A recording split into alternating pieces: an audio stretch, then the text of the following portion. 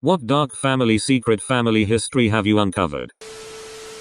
Me. I went to Rome this summer. Grandpa, that's great. I was in Rome once. Me. What did you see when you went? Grandpa, oh I just marched where they told me to march. Hint, he's not American.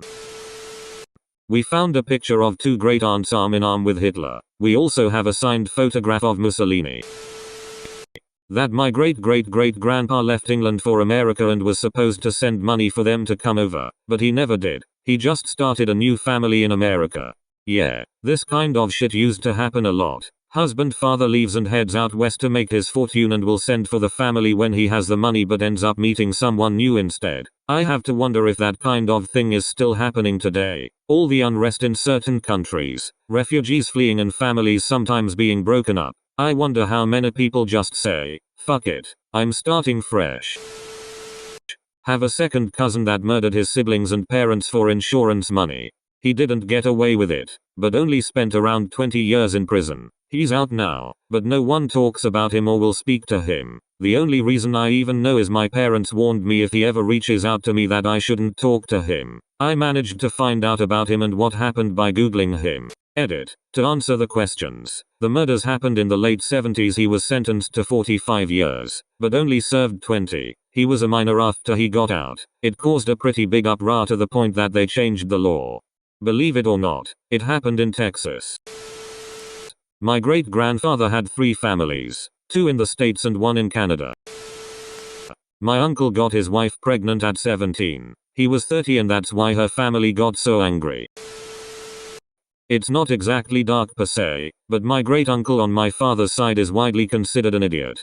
So my dad's family are very recent immigrants from Italy, and I guess my great-uncle decided he wanted to visit his homeland. He was born there, but raised in America. The problem was he apparently was completely oblivious to what was going on in the world, because he went to Italy in 1938. He ended up getting drafted into the Italian military since he was born there. Unfortunately for him, he was completely unaware he didn't actually have to join the Italian military, as the US would have contested it had he tried to get into contact with an embassy or something.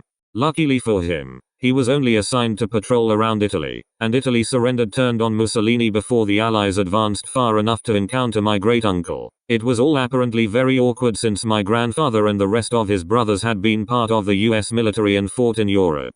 TLDR, my great-uncle is probably the only guy to accidentally join the wrong side of World War II. Edit. Per se, I have shamed my Roman ancestors. My grandfather, white, may have fathered 1 or 2 kids with the black lady across the street. This was a big no-no in the southern US in the 1940s. Not exactly dark, but after my grandpa died we were going through his stuff and found an old letter. My white, very Christian, very conservative grandpa had gotten kicked out of college for organizing a panty raid and somehow no one ever knew. Of course, we framed the letter and it's now hanging on the wall of my grandma's house. My mother told me a story about being at a small funeral in the late 1950s, East Texas. The deceased was mentally challenged, and the family was relieved to have the child at peace. During the service, the coffin began to rock, and crying was heard. Then she was taken outside and watched as the coffin was carried to the cemetery next to the church and hurriedly buried. I was telling my kids this years later, and my mother walked in the room, listened for a moment, and asked, "Are you telling them about Uncle Chucky what? You seem to have forgotten to mention the connection before, Mom." Edit. I cannot swear to the authenticity of the tale, but my mother swore by it and she was not the joking sort. It has caused a decent amount of dark brooding about being buried alive in my youth. My mother left her sister to die in an apartment when she should have taken her to the hospital for gastric bleeding or something to that effect. Mom still doesn't understand why she wasn't invited to the funeral services for her parents. She's a classic narcissistic money-sucking whore. When my mother died, I found out my uncle is really my dad. Mother's brother or father's? Father's brother. Apparently she got drunk and slept with my uncle one night before they were married, but she told my dad that I belonged to some other man so he wouldn't be upset at the brother aspect. My uncle didn't know until she was dying. He went to visit her in the hospital and she told him that I was his and that she never told his brother. Then after she passed, he decided to sit me down and tell me. I told him it changes nothing. My daddy is my daddy. He still doesn't know, and if he does find out, it won't be me who tells him. He's my dad. My great-grandmother was a dirty Irish scamming whore. Sorry nanny. In World War II she used to scam multiple American and British soldiers who would come to Liverpool, to be sent to the European front all at once into marrying her, then collect a percentage of their pay and pawn any jewelry she was given. She was the queen of dependers. I have a few. About 80% of my family members are coke heads. I found out after falling into the family habit right after high school and having a breakdown where I told my brother, guess some habits are genetic.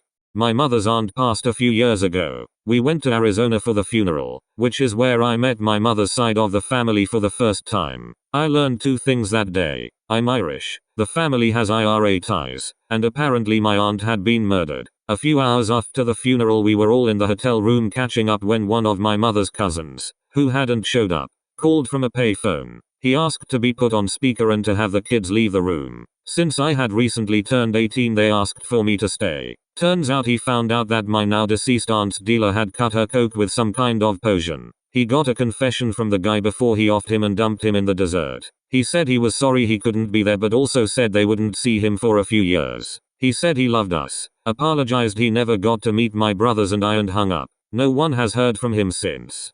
My mother tried to abort me. She confessed this after an argument we had and said her life is better without me in it and that she doesn't love me. Apparently my drunken father had found out, showed up to the clinic, dragged her out by her hair, and told her that if she ever tried to abort me again he would kill her once I was born. Needless to say I won't cry when she finally ODs and gets put in the ground.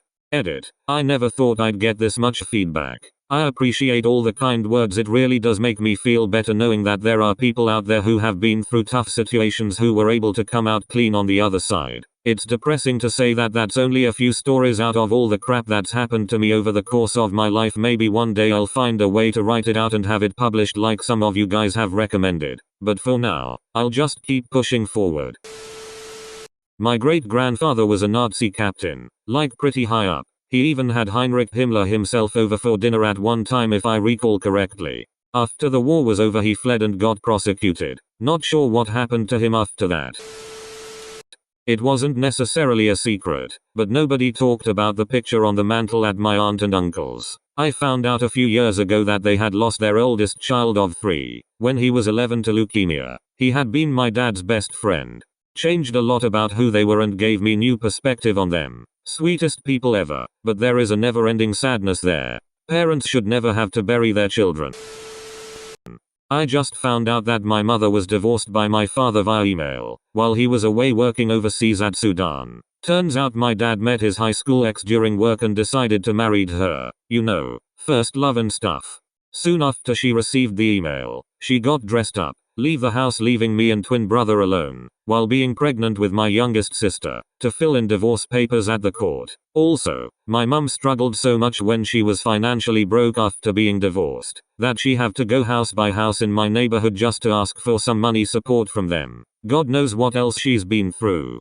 Edit. Please stop loathing my dad. I believe it was just a mistake. Something that he would done it anyway. And it just happens at wrong timing. Yes, both parties are doing really well. My mum have a very stable job RN. And my dad gets to do the business stuff that he always wanted to do. My siblings are adults ATM. All of us are basically able to handle things by ourselves. Thanks for the kind words. Not a secret or anything, but my great-grandmother survived the Armenian genocide at some point by playing dead and hiding under dead bodies. My ancestors are from North India. Before the Indian partition, we were spread out all over Pakistan, Himachal, Kashmir, etc. I have 118 second cousins on my dad's side. He has 55 cousins. I only have 16 second cousins on my mom's side. I found out the reason that we had so few cousins on my mom's side is that all of my grandmother's family was massacred during partition. They lived in what is now Pakistan and didn't get across the border in time. She refuses to tell us how she escaped or how she ended up in India. She found her elder brother that lived in Himachal, so had some family. On my maternal grandfather's side, a lot of his cousins died from disease. Also, I am pretty sure that one of my great aunts was a Muslim who was forced into marriage as some form of vengeance. People in my grandfather's family were also killed during partition. There is a lot of blood on both sides. We live in the States now, but I am still fascinated by these stories.